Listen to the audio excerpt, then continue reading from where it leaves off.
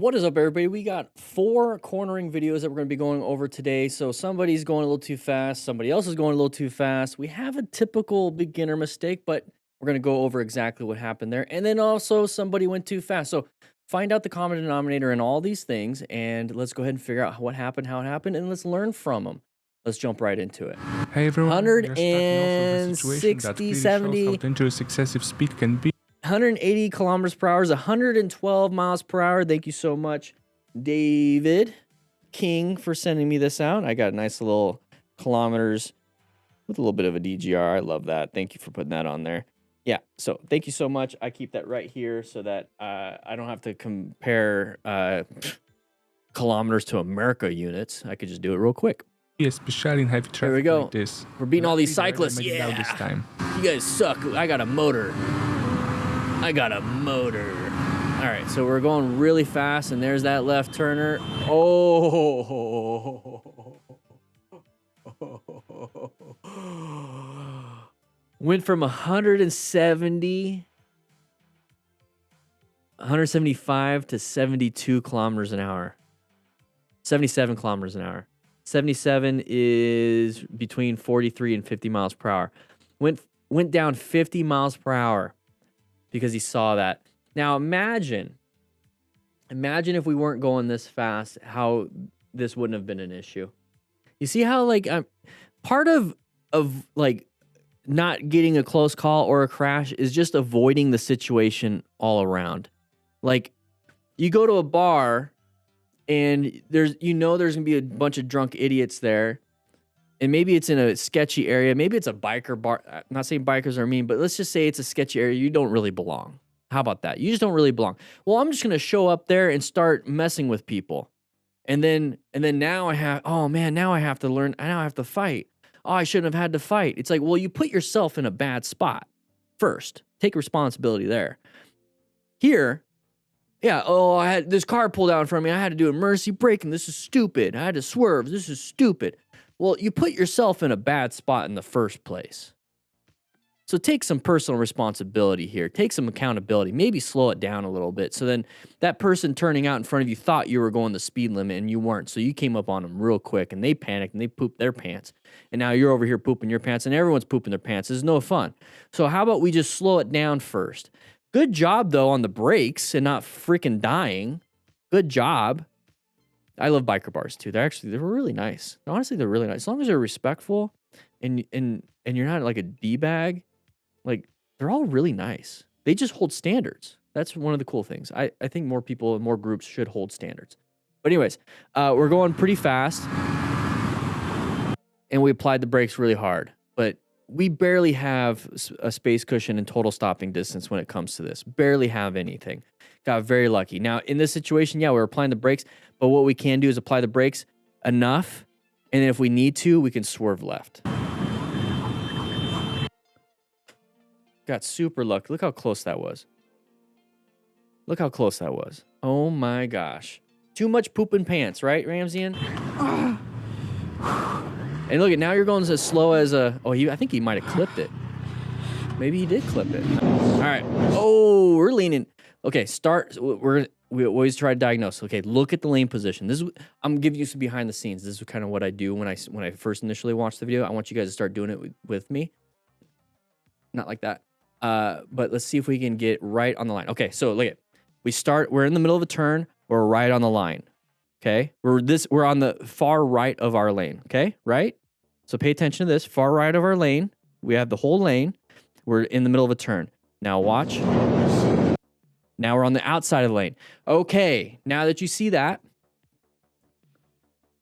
we'll watch the video and I'll go over why that's important.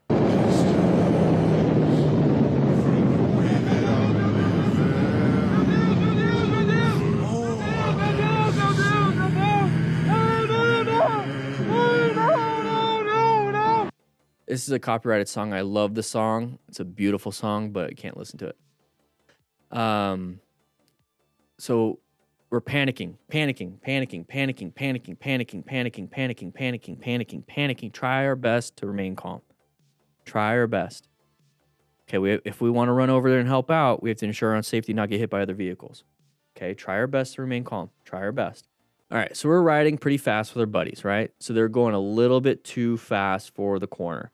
So they started shooting out. So they started off over here next to the line, and the corner kept going, but we kept going to the outside because we were either increasing speed or going too fast in the corner. So it's going to make us a lot of speed for a corner will make us want to go straight. The corner is curving, so if we go straight, we go to the outside.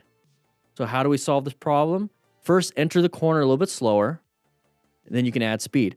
If we're in this situation right here, you're going to have to learn trail braking. You need to learn trail braking. Apply a little bit of that front brake. It's going to put some weight on that front tire, which is going to allow you to turn a little bit sharper. And another thing you can do is roll off the throttle, and it's going to give you a little bit of that engine braking, and it's going to help you turn a little bit sharper. Okay, so it's still pretty scary overall. It's a terrible situation. To prevent it, go into the corners slower. If we're in a group ride like this, we're probably trying to keep up with our buddies. Okay, so we're going a little bit wide here. We got lucky not hitting the guardrail, I guess, but we got launched up. You know, that's where the back tire hits us and we go up. Maintained, we're good here. Okay, oh, we're on road now. Okay, but we're not able to maintain throttle. We're just kind of doing this probably, so it's really messing us up. And now it's like we're in a new road. We have to avoid oncoming traffic, and we didn't really do much. We went so fast, so wide, that we crossed the median, crossed multiple lanes of traffic, and then still hit the guardrail on the other side. Probably whiskey throttle a little bit. So up and over the guardrail, very high mechanism injury, especially at that speed. We don't know if it drops off or anything like that.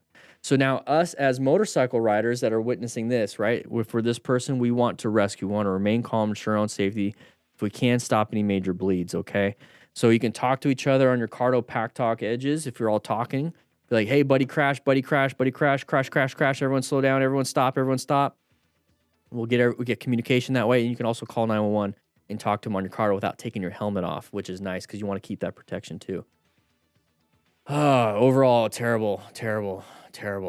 This rider fully admitted his good job downshifting. He should have been more careful. Real quick, good job downshifting. We're going through the nice, beautiful area. I would just cruise slowly so I can keep watching the area and stuff and pay attention a little bit of the road, pay attention to the outside. Having your phone mount is really good to have GPS. You see how it's GPS? It's basically like a mini map in a racing simulator or GTA, right? So you know which way you need to go. You can see the turns coming up that are sharper or not sharp. Good to have GPS. I use a Rockform mount. So there's a Rockform discount. I think it's 20% off in the description. So if you want to have a Rockform mount for your phone, it's great. Get the vibration dampener. But yeah, this is what I like. Good job turning. Let's see what happens. Patches. Oh no, we still low-sided though. We're going slow. What happened? Well, look at the road surface. Now, it's not always oil. It's not always like debris. It could have been snow melt. Could have been gravel. Could have been something. But here's the thing. This looks like a gray road. This looks like a gray road. This looks like a gray road. What is all of this? Why is it darker than the rest of the road? Right? Why? It doesn't really matter why. It could be gravel. It could be ice. It could be snow. It could be wet. It could be oil. It could be, right? Different color, different traction. There you go, Neil. You know the thing. Different color, different traction. So what I'm doing is I'm staying on the road that looks normal. I'm not going to be in this road because that's oncoming traffic, but I'm going to stay in the road that looks normal. So I'm going to get myself in a new position for safety because I just feel that this would be better. So I'm just going to maintain all the way through. So be aware, be careful. Yeah, it sucks. I wonder what it looks like oil. It looks like somebody was straight up dripping. Look at that. Looks gross. All right, low side crash incoming. Oh, there it is. Let's see how far we were until we lost traction. Look at that lean angle. Look at the we're right on the edge of what that tire can do. We're right on the edge. And all it takes is just that little extra. Let's see. A little extra. There it is. A little low side. We're going to hit that guardrail pretty hard. Yoink. Right in our crotch. Be aware of worn out tires. His rear tire is down to the wear. But guys,